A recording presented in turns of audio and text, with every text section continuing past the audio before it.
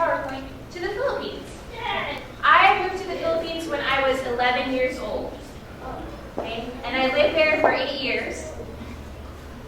And I got to help a lot of missionaries there. So I'm going to show you some pictures of me doing what I'm doing today, telling you about this. Okay? Do I need to separate you? Yes, I will. Okay. So I have a question. You can just raise your hand. Who of you rode the bus or the van today? Cool. I'm going to show you what a bus or van looks like in the Philippines. Okay, so this is called an L300. It's a van, but the seats aren't like ours. It's just like benches in the back. So this is what we would do on a Saturday morning. We have extension class, or it's when like maybe Brother Marty comes to visit you on Saturday and says, "Hey, are you coming to church tomorrow?" Okay, or maybe Miss Angie comes to your house. Are you going to ride the bus? Okay, that's what we're about to do here. Okay, so we would go to different villages, and every morning we would come on Saturday, not every morning, every Saturday morning we would come, and the kids knew that we were coming. So you can see I'm still in the van there, and they're already waving at me because they're excited. Okay, so every Saturday morning we would have Bible story time, we would do games, we would have snacks, and then we would say, "Come to church tomorrow." Okay, so that's me singing a song. And that's on a Sunday morning. They're ready for church. So in that tiny van that I showed you earlier, there's 41 people. Whoa. 40. Yeah, 41 people on their way to church. They don't have to wear seatbelts. They just pile people on top of people. Okay. Your little sister comes with you to church. She sits on your lap. And then maybe a baby on top. Okay. A long time ago, when I first moved to the Philippines, they would have people actually sitting on top of the van. Okay, so we would have extension class every Saturday morning. When we first moved there, when I was in the 6th grade, we would have it in the front yard at my house. So, my dad, I'm going to show you that.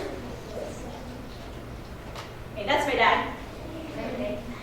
His name is Leonard Randall. He's a trumpet player. He learned how to play trumpet when he was 5.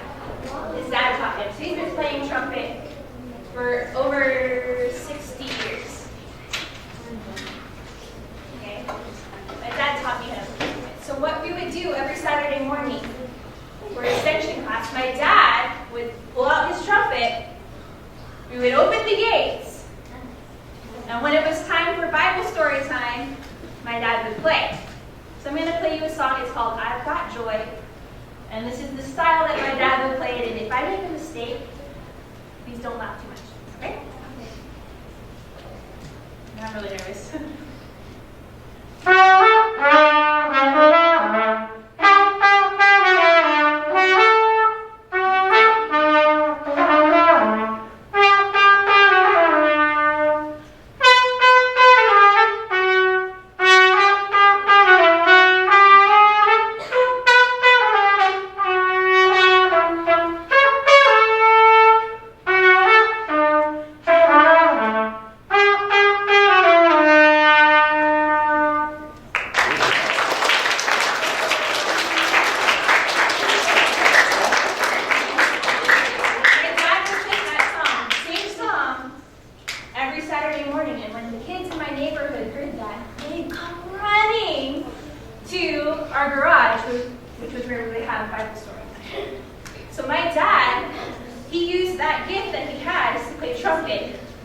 To help tell people about Jesus. A lot of my neighbors got saved.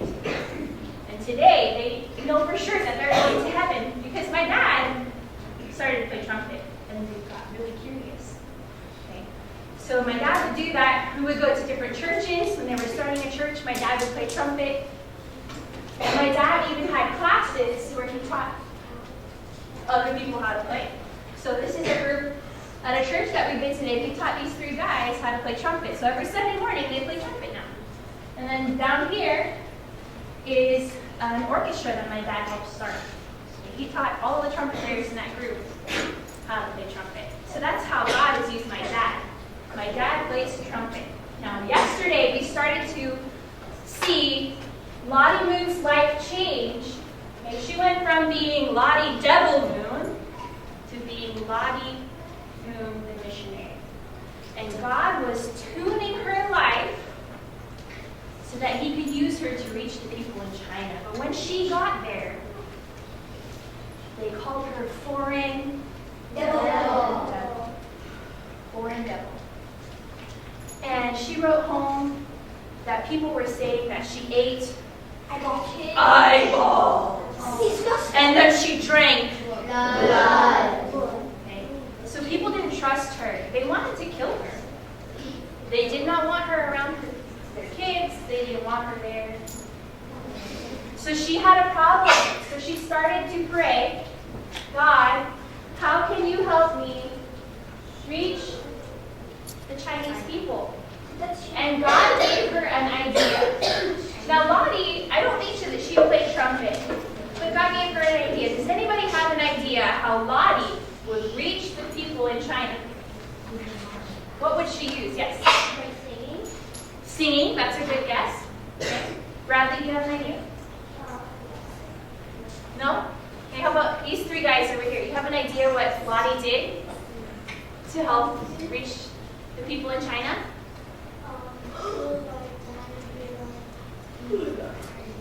She prayed. She did pray. What do you think she did? I think he told them the truth. Well, she was trying to tell them the truth, but they weren't listening to her because they didn't like her. Have an idea? Playing trumpet? Okay, I'm going to tell you what she did. She went to her kitchen. Yes. Okay? And she started making something. And while she was making that, it started to smell really good. So all of her neighbors in that village, what is Lottie making? I don't think it's eyeballs today. So she started making something. Apples. And then she piled it on a plate and opened her door. She made I knew it. Cookies. cookies. Can you imagine the smell of fresh baked cookies? Who wants to eat a cookie? Me. Okay, put your hands down. I know, my mouth is watering too. So after just a few minutes of opening her door after those cookies were done baking, guess what happened? Everybody came. 6 kids ended up at her door. And she said, "You want a cookie?" But they didn't do that right away. You know what cookies are. Okay? They said, "Do you think it's poison?" Because she might kidnap her. I was so poisoned. But you know what Lottie did? Careful. She tasted. What she did is she...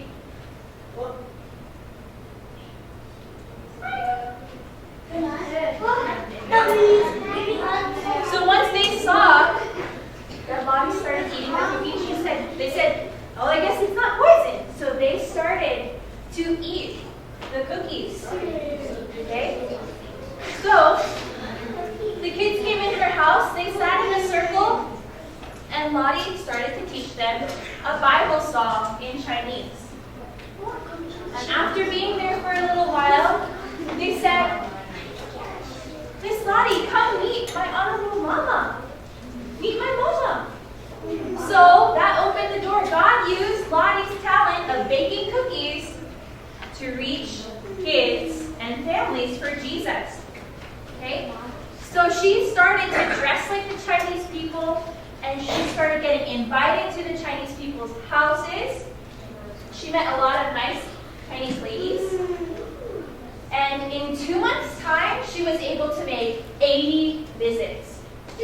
From no one trusting her to be able to visit 80 times in 2 months, God blessed Lottie's cookies. Okay? Now, sometimes 60 children would show up at her door to hear about the Bible. They would say Yangshu, which means explain the book. They were ready to learn about the Bible. So Lottie wanted to start a school for girls, but at that time, girls didn't go to school. What they did is they got married really young, and then they helped in the house. But Lottie, after 5 years, she was able to start a school in China for girls. So she started with 5 girls in her house. Then it became 13 in her house that she got to teach. Okay, she taught them math, she taught them reading, and of course she taught them the Bible. Okay. They got to learn the Bible. After a few months, some of the girls started to memorize Matthew and Mark. So God was using Lottie to help reach the Chinese people for Christ. And it started with a batch of cookies.